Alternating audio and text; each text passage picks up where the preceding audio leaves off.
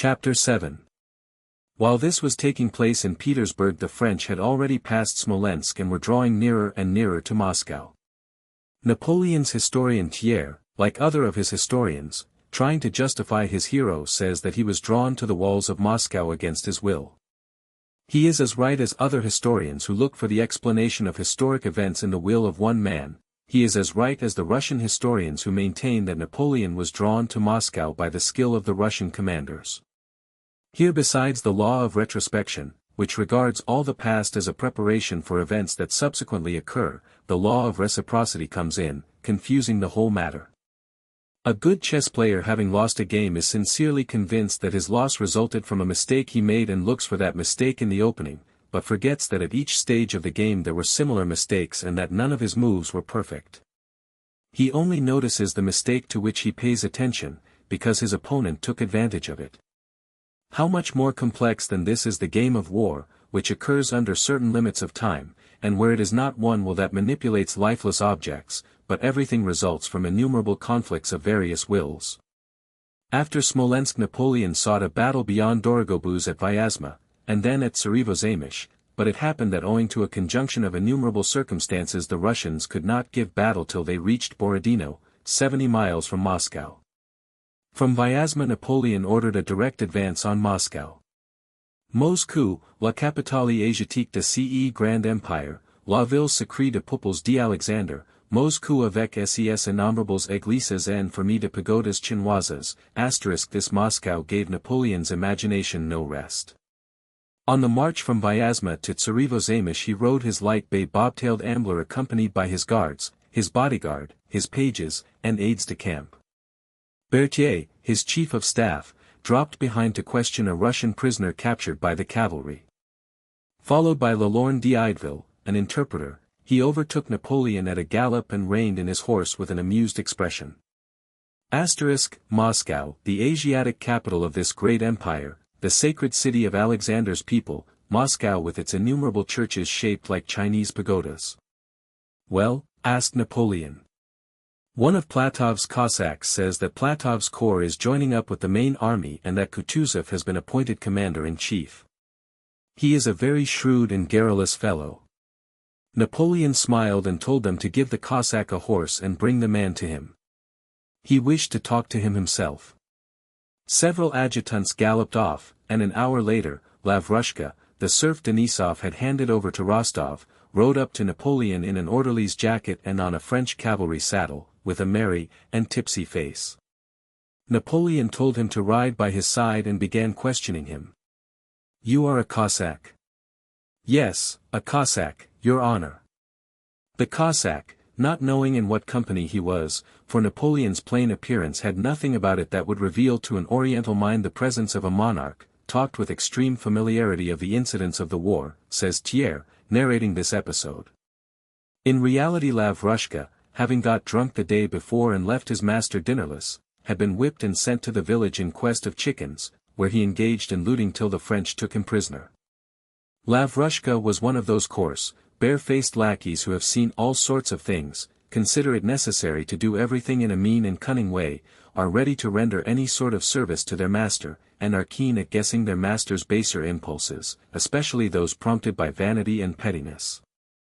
Finding himself in the company of Napoleon, whose identity he had easily and surely recognized, Lavrushka was not in the least abashed but merely did his utmost to gain his new master's favor. He knew very well that this was Napoleon, but Napoleon's presence could no more intimidate him than Rostov's, or a sergeant major's with the rods, would have done, for he had nothing that either the sergeant major or Napoleon could deprive him of. So he rattled on, telling all the gossip he had heard among the orderlies. Much of it true. But when Napoleon asked him whether the Russians thought they would beat Bonaparte or not, Lavrushka screwed up his eyes and considered. In this question he saw subtle cunning, as men of his type see cunning in everything, so he frowned and did not answer immediately. "It's like this," he said thoughtfully, "if there's a battle soon, yours will win." "That's right. But if 3 days pass, then after that, well, then that same battle will not soon be over." Lalorne d'Ideville smilingly interpreted this speech to Napoleon thus: "If a battle takes place within the next 3 days the French will win, but if later, God knows what will happen. Napoleon did not smile, though he was evidently in high good humor, and he ordered these words to be repeated. Lavrushka noticed this and to entertain him further, pretending not to know who Napoleon was, added. We know that you have Bonaparte and that he has beaten everybody in the world, but we are a different matter, without knowing why or how this bit of boastful patriotism slipped out at the end. The interpreter translated these words without the last phrase, and Bonaparte smiled. The young Cossack made his mighty interlocutor smile, says Thiers.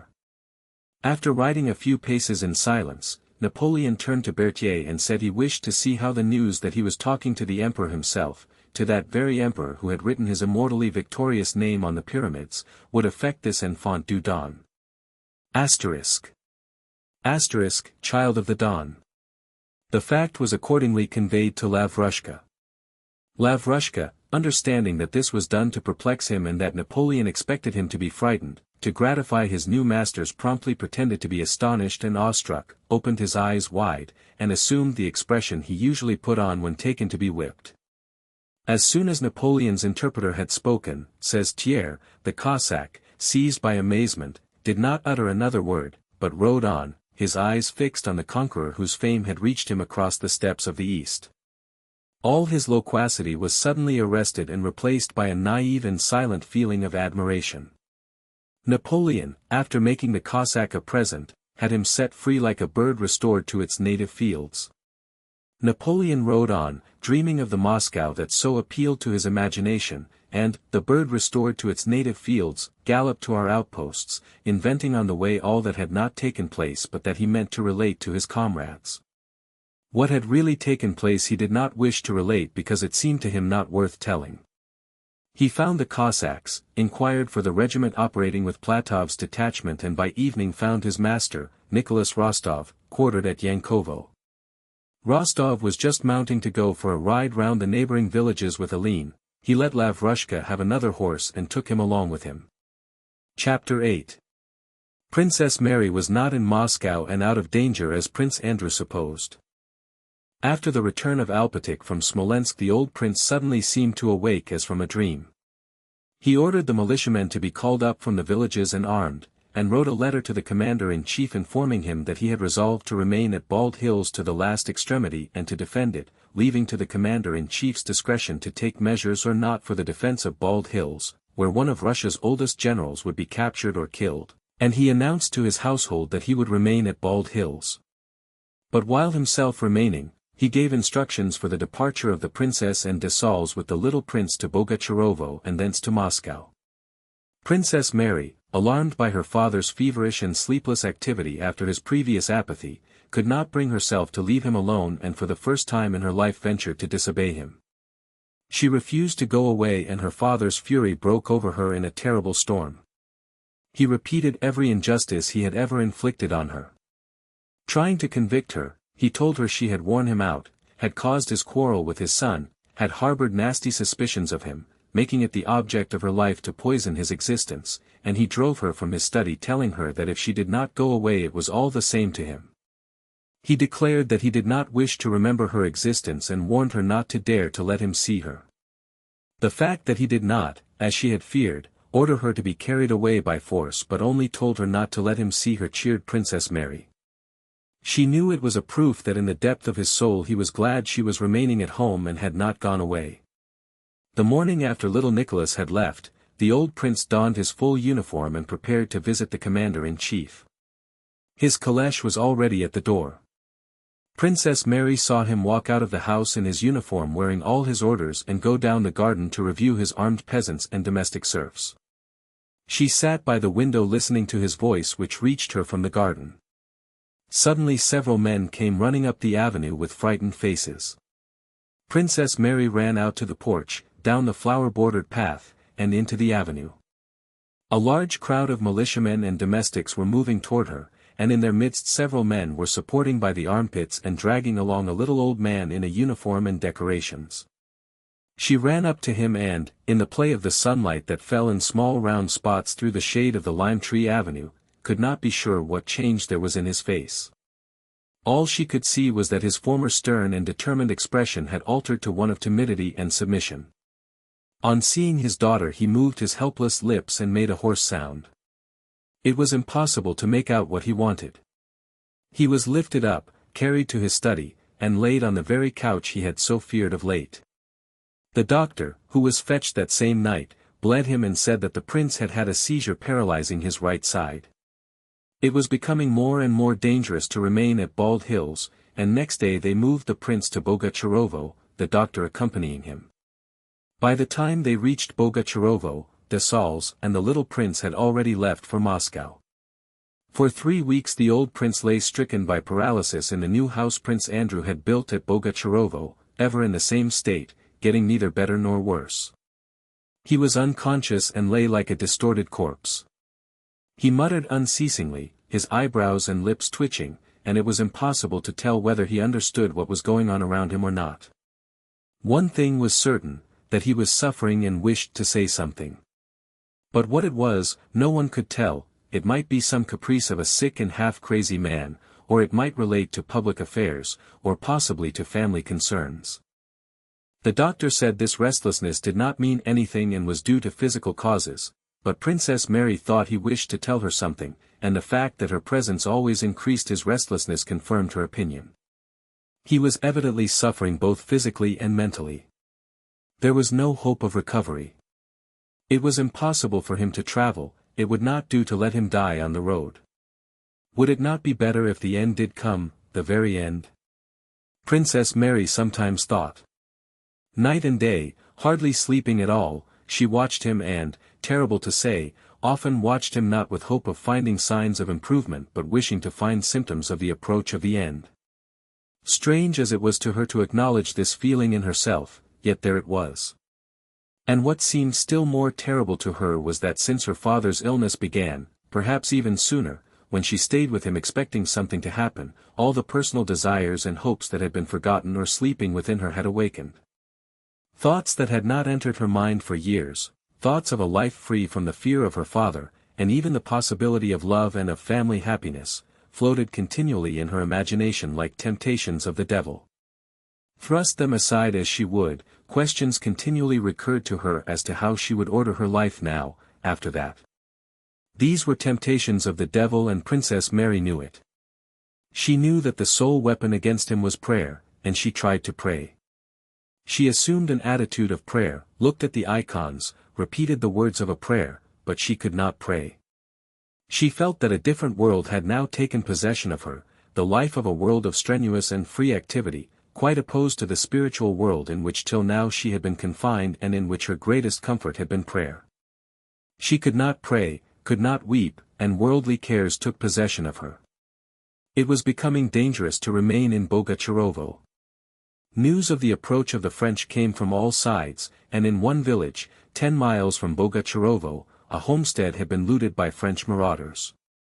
The doctor insisted on the necessity of moving the prince. The provincial marshal of the nobility sent an official to Princess Mary to persuade her to get away as quickly as possible, and the head of the rural police having come to Bogucharovo urged the same thing, saying that the French were only some 25 miles away, that French proclamations were circulating in the villages, and that if the princess did not take her father away before the 15th, he could not answer for the consequences. The princess decided to leave on the 15th. The cares of preparation and giving orders, for which everyone came to her, occupied her all day. She spent the night of the 14th as usual, without undressing, in the room next to the one where the prince lay. Several times, waking up, she heard his groans and muttering, the creak of his bed, and the steps of Tikhon and the doctor when they turned him over. Several times she listened at the door, and it seemed to her that his mutterings were louder than usual and that they turned him over oftener. She could not sleep and several times went to the door and listened, wishing to enter but not deciding to do so. Though he did not speak, Princess Mary saw and knew how unpleasant every sign of anxiety on his account was to him. She had noticed with what dissatisfaction he turned from the look she sometimes involuntarily fixed on him. She knew that her going in during the night at an unusual hour would irritate him. But never had she felt so grieved for him or so much afraid of losing him. She recalled all her life with him, and in every word and act of his found an expression of his love of her. Occasionally amid these memories temptations of the devil would surge into her imagination, thoughts of how things would be after his death, and how her new, liberated life would be ordered. But she drove these thoughts away with disgust. Toward morning he became quiet and she fell asleep. She woke late. That sincerity which often comes with waking showed her clearly what chiefly concerned her about her father's illness. On waking she listened to what was going on behind the door and, hearing him groan, said to herself with a sigh that things were still the same. But what could have happened? What did I want? I want his death, she cried with a feeling of loathing for herself. She washed, dressed, said her prayers, and went out to the porch. In front of it stood carriages without horses and things were being packed into the vehicles. It was a warm, grey morning. Princess Mary stopped at the porch, still horrified by her spiritual baseness and trying to arrange her thoughts before going to her father. The doctor came downstairs and went out to her. "He is a little better today," said he. "I was looking for you. One can make out something of what he is saying. His head is clearer. Come in, he is asking for you." Princess Mary's heart beat so violently at this news that she grew pale and leaned against the wall to keep from falling. To see him, talk to him, feel his eyes on her now that her whole soul was overflowing with those dreadful, wicked temptations, was a torment of joy and terror. "Come," said the doctor. Princess Mary entered her father's room and went up to his bed. He was lying on his back propped up high, and his small bony hands with their knotted purple veins were lying on the quilt, his left eye gazed straight before him, his right eye was awry, and his brows and lips motionless. He seemed altogether so thin, small, and pathetic. His face seemed to have shriveled or melted, his features had grown smaller. Princess Mary went up and kissed his hand. His left hand pressed hers so that she understood that he had long been waiting for her to come. He twitched her hand, and his brows and lips quivered angrily. She looked at him in dismay, trying to guess what he wanted of her. When she changed her position so that his left eye could see her face, he calmed down, not taking his eyes off her for some seconds. Then his lips and tongue moved, sounds came, and he began to speak, gazing timidly and imploringly at her, evidently afraid that she might not understand. Straining all her faculties, Princess Mary looked at him. The comic efforts with which he moved his tongue made her drop her eyes and with difficulty repressed the sobs that rose to her throat. He said something, repeating the same words several times. She could not understand them, but tried to guess what he was saying and inquiringly repeated the words he uttered. "AR, 8, he repeated several times. It was quite impossible to understand these sounds. The doctor thought he had guessed them, and inquiringly repeated, "Mary, are you afraid?" The prince shook his head, again repeated the same sounds. My mind aches," questioned Princess Mary. He made a mumbling sound in confirmation of this, took her hand, and began pressing it to different parts of his breast as if trying to find the right place for it. "Always thoughts, about you, thoughts," he then uttered much more clearly than he had done before, now that he was sure of being understood. Princess Mary pressed her head against his hand, trying to hide her sobs and tears. He moved his hand over her hair. "I have been calling you all night," he brought out. "If only I had known," she said through her tears. "I was afraid to come in." He pressed her hand. "Weren't you asleep?"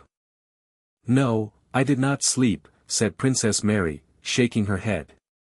Unconsciously imitating her father, she now tried to express herself as he did, as much as possible by signs, and her tongue too seemed to move with difficulty.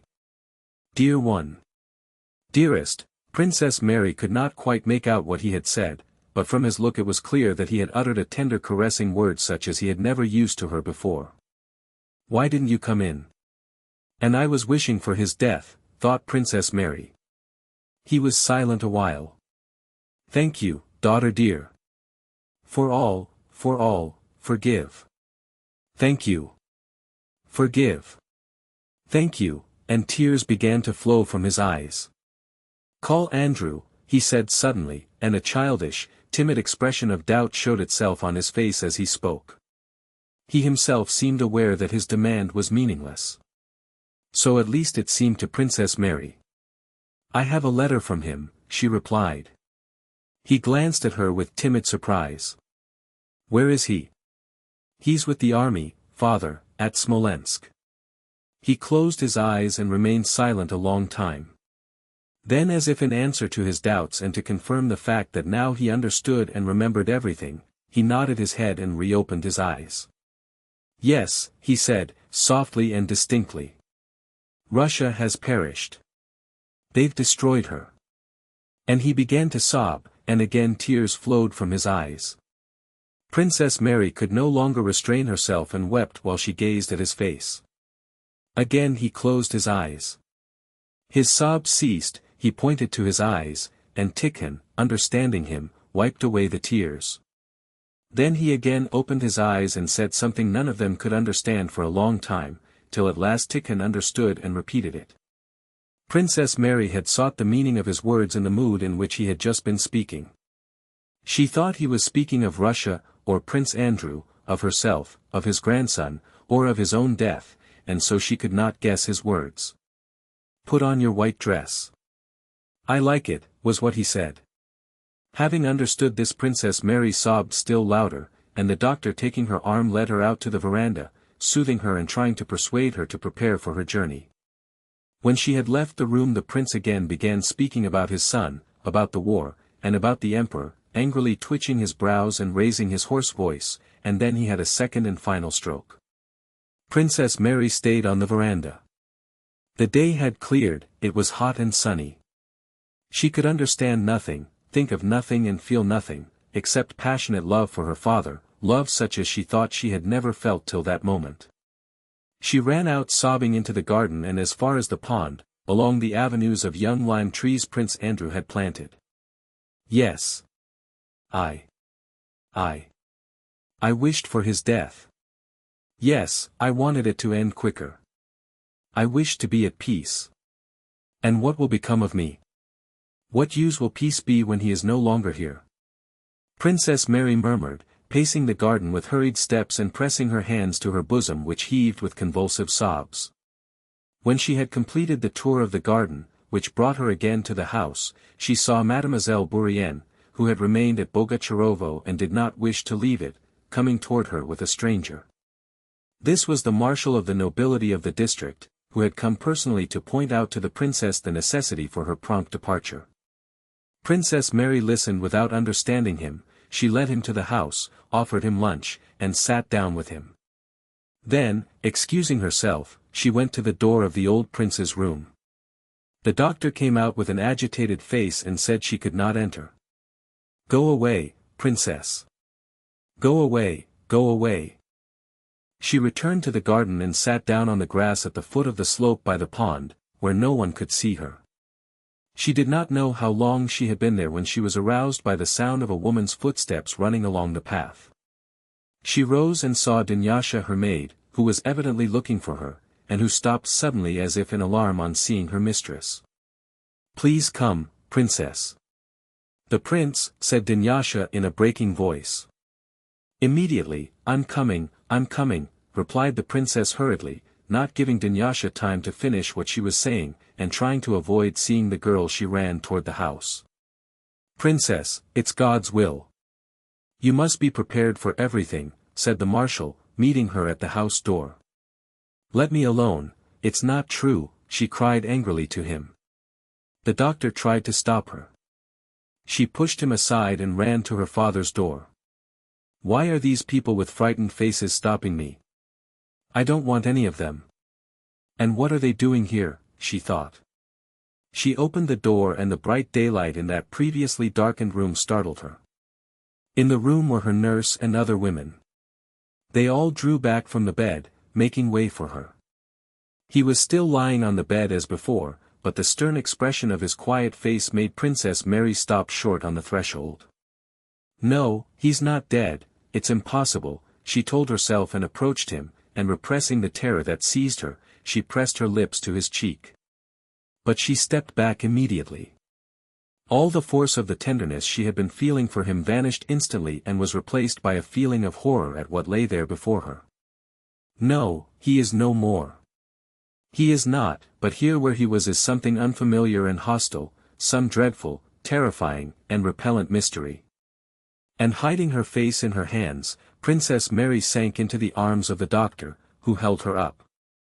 In the presence of Tikhon and the doctor the women washed what had been the prince, tied his head up with a handkerchief that the mouth should not stiffen while open, and with another handkerchief tied together the legs that were already spreading apart. Then they dressed him in uniform with his decorations and placed his shriveled little body on a table. Heaven only knows who arranged all this and when, but it all got done as if of its own accord. Toward night candles were burning round his coffin, a pall was spread over it, the floor was strewn with sprays of juniper, a printed band was tucked in under his shriveled head, and in a corner of the room sat a chanter reading the psalms. Just as horses shy and snort and gather about a dead horse, so the inmates of the house and strangers crowded into the drawing-room round the coffin, the marshal, the village elder, peasant women, and all with fixed and frightened eyes, crossing themselves, bowed and kissed the old prince's cold and stiffened hand.